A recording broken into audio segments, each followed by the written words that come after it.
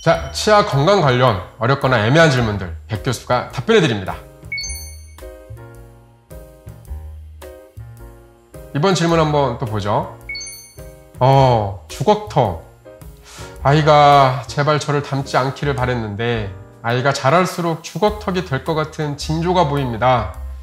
저도 무서워서 못한 수술을 아이 보고 나중에 커서 하라고 하기에는 너무 미안한데 수술 말고 다른 방법은 없나요?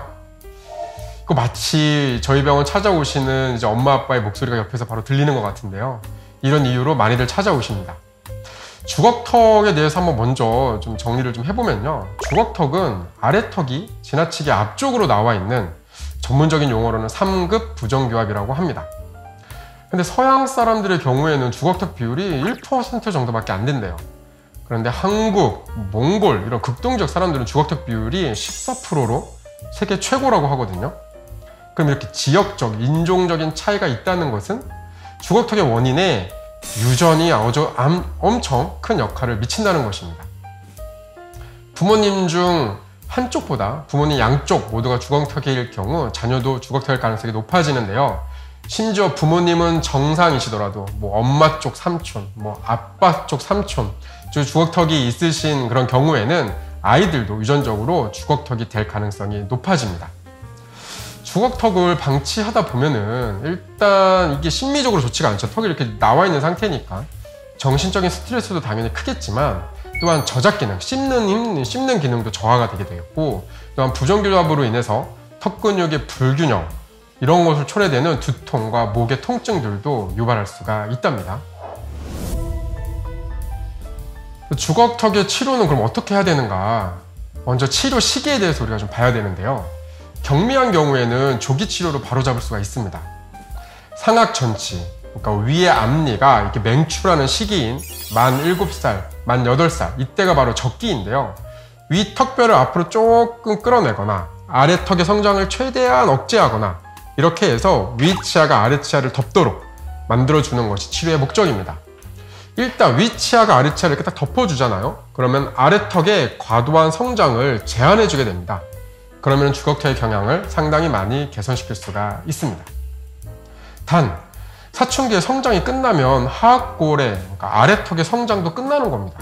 이때에는 단순 교정치료만으로는 만족스러운 결과를 기대하기 좀 어렵고 수술을 동반한 교정치료의 가능성이 점점 높아지게 됩니다. 수술을 하게 된다면 성장이 종료된 뒤에 해야 하기 때문에 최소한 고등학교를 졸업하고 나서 진행하게 됩니다. 그런데 습관 개선만으로 주걱턱을 개선시킬 수 있다는 것 아셨나요? 일단 아이들이 뼈가 이제 정상적으로 성장하는데 방해되는 습관들은 절대 피해야 됩니다. 첫 번째로 손가락 빨기.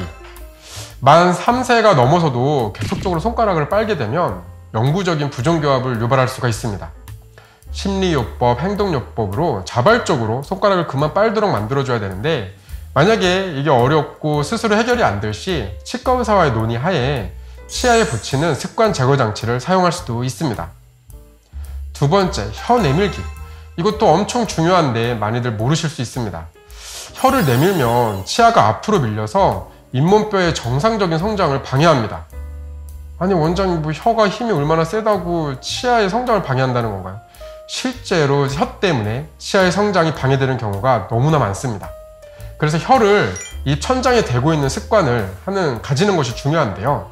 혀가 이 사이에 놓이거나 하악 전치 쪽에, 하악 앞니 쪽에 놓이게 되면 치아가 점점 앞으로 이렇게 뻗어지면서 벌어질 수도 있습니다. 그래서 꼭 혀의 위치는 입 천장에 대고 있는다. 이거 꼭 기억해 주시면 좋겠습니다. 그 다음에 입술 깨물기. 아랫입술을 깨물게 되면요, 마치 손가락 빠는 것과 비슷한 결과를 초래할 수 있는데요. 위 앞니는 앞으로 뻗어지고 아래 치아는 뒤로 쓸어지고 이러한 턱뼈의 변화를 일으킬 수가 있답니다. 그 다음으로는 구호흡. 이게 무슨 소리냐면은 입으로 숨을 쉰다는 거거든요. 편두선이 너무 크거나 아데노이드가 너무 크거나 축농증 이런 문제 때문에 코로 숨 쉬는 게 힘들어서 입으로 숨 쉬는 경우가 있습니다. 근데 입으로 숨을 쉴 때에는 혀의 위치가 아래로 낮아지고 또한 아래 앞니가 앞으로 쓰러질 확률이 높아지게 됩니다. 또한 혀가 입천장 쪽으로 미치는 영향이 줄어들고 뺨에 너무나 과한 힘이 들어가서 입천장이 좁아지는 결과를 초래하게 됩니다. 바로 위턱은 좁아지고 아래턱은 길어지는 아데노이드형 얼굴이 될 수 있다는 건데요. 아이가 구호흡을 계속 하게 된다면 얼른 이비인후과 협진을 통해서 과도한 편도, 그다음 너무 커진 아데노이드 이런 것들을 절제할 필요도 있습니다. 코가 막히고 콧물이 자꾸 나와서 코로 숨쉬기 힘든 이런 감기 증상이 있을 때에는 어쩔 수 없죠. 숨을 쉬어야 되니까 애들이 입을 벌리고 숨을 쉬는데, 이게 만성적으로 감기 철이 아님에도 불구하고 감기에 안 걸렸음에도 불구하고 계속 코로 숨쉬기가 어려워서 입을 벌리고 숨을 쉬는 경우에 지금처럼 아데노이드형 얼굴이 될 수가 있습니다. 근데 이럴 때는 원인을 일단은 잘 파악하셔야 됩니다.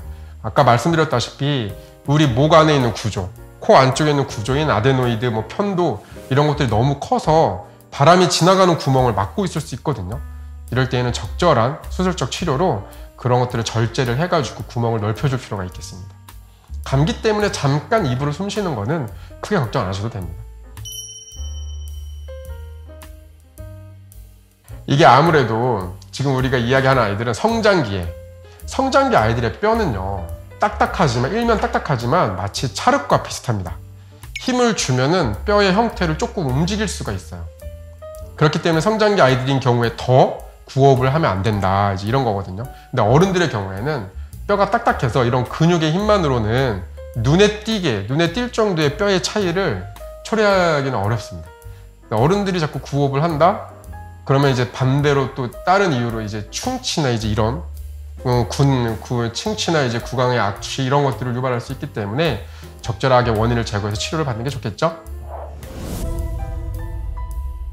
주걱턱을 교정하기 위한 다양한 치료법이 있지만 치료에 따라서는 많은 비용과 시간이 소요될 수 있기 때문에 부모와 아이 모두에게 쉽지 않은 과정일 수 있습니다.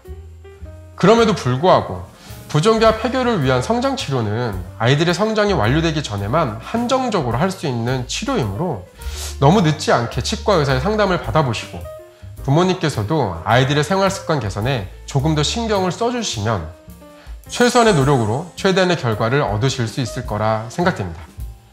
치아 건강 관련 궁금한 내용들은 댓글로 남겨주세요.